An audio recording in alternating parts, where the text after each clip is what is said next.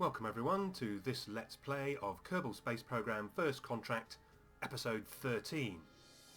Now in a previous episode we rescued Hadbart Kerman. Another Kerbal has found his way to being floating in space from Moving Parts Expert Group, so I guess we should go and rescue him.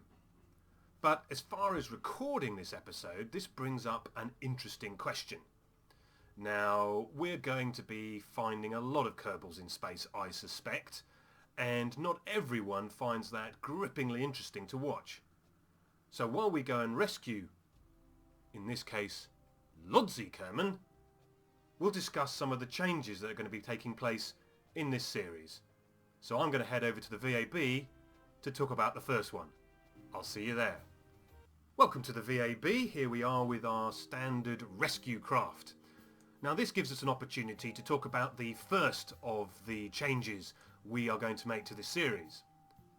Now following the office party, Jean was rather surprised and disappointed that all of the Kerbals had to take their own snacks and pop to the party, and as a result Jean has decided to engage Thunder Aerospace to supply life support systems to all of our capsules. So if we go over to the utilities section, you'll see we have these large round containers for different types of supplies, oxygen, life support, water and so on, and also these hex cans containing the same materials.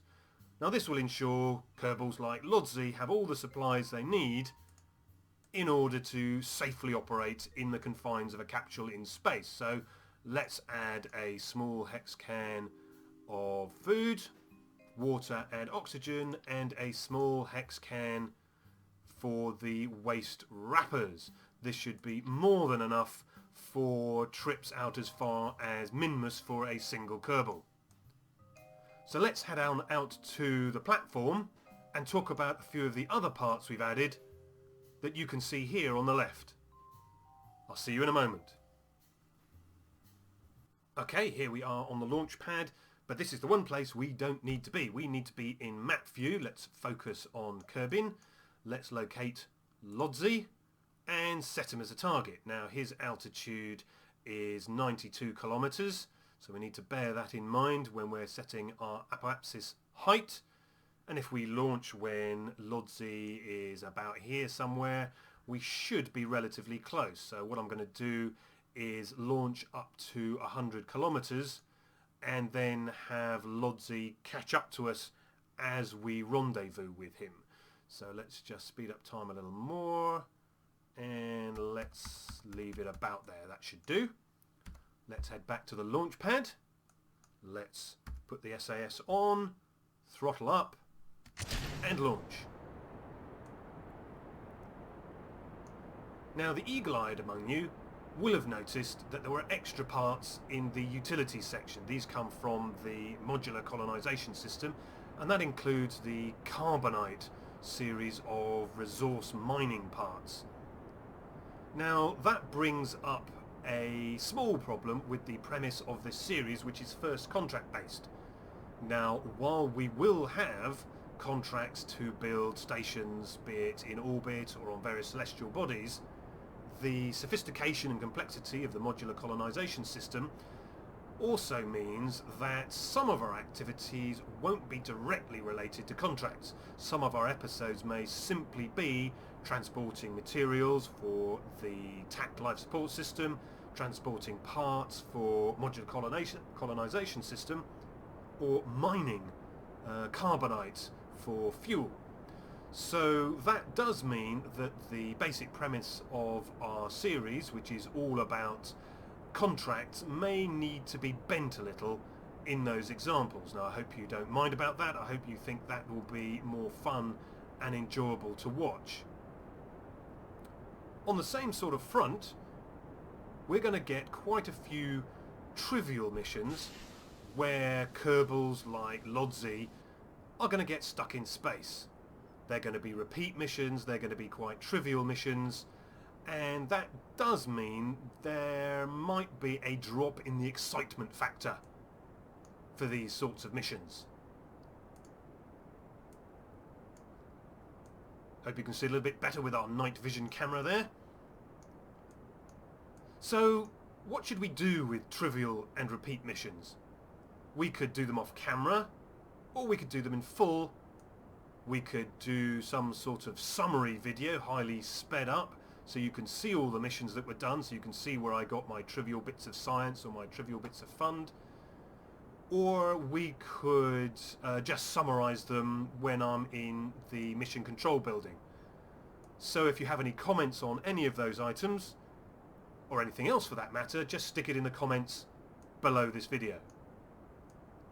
So with that said, I'm going to get on with the mission of rescuing Lodzi, and I'll see you back in mission control when we've rescued him. I'll see you there. Right, well, after a little bit of orbital shenanigans, we finally got Lodzi back, so we've gained a little bit of reputation and we've gained a new crew member. He missed out on the office party, but that's just tough if you're working for one of our competitors. Now let's just check out what we've got in the way of completed contracts in our completed contract queue. Well, we've picked up Lodzi and we got 58,000 funds for doing so. We've now got a new crew member, which is this male. And we completed the contract itself. So great, we've got a few more funds to go in the funds pot. But we've also been collecting a little bit of science. So let's pop over to the science building and see what we can get.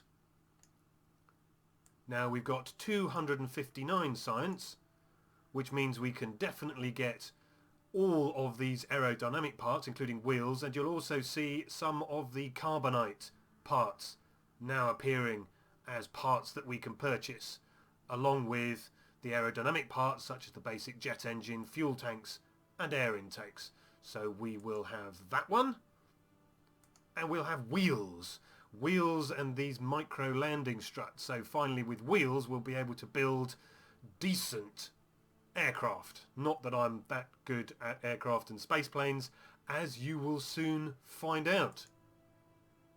So we've got 79 left, and that's not going to be enough to get any of these. We need 160, so we need another 80 or so science to get these parts. And this is parts that I desperately want, because this includes docking ports, and docking ports are pretty much essential for longer reach and larger missions. And you'll also see that we have some of our Modular Kolonization System parts in here as well. So I think this is going to be a science category we are going to need to go after. Other science part includes actuators, which up until this point would have only contained the advanced grabbing unit for asteroid missions, but this can also be used for grabbing junk in space as well.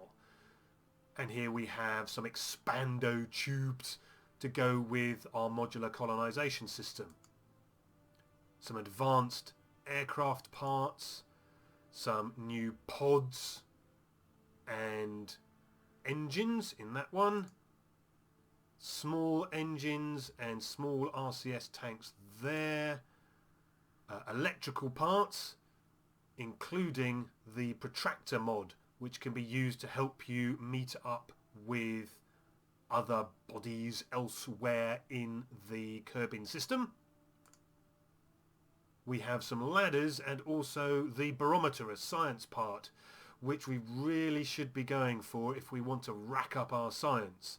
So that's kind of conflicting with my desperate need for a docking port. And then finally we've got the advanced landing, which includes the larger landing struts and the high altitude parachutes. So we've got a lot to go for, so I think we ought to double check what missions that we can get in the next episode to pump up our total amount of science. Now this is where we get some of these trivial missions that perhaps not everybody wants to see. Planting a flag on the Mun, positioning satellites in orbit, collecting science data from Minmus and so on. We'll be doing a lot of those, and not all of them will be that interesting. We might have to create some interest by using the Modular Kolonization System, for example, to build a base. So that's all something for the next episode of this first contract playthrough. I'd like to thank you for watching and hope to see you again soon. Take care. Bye bye.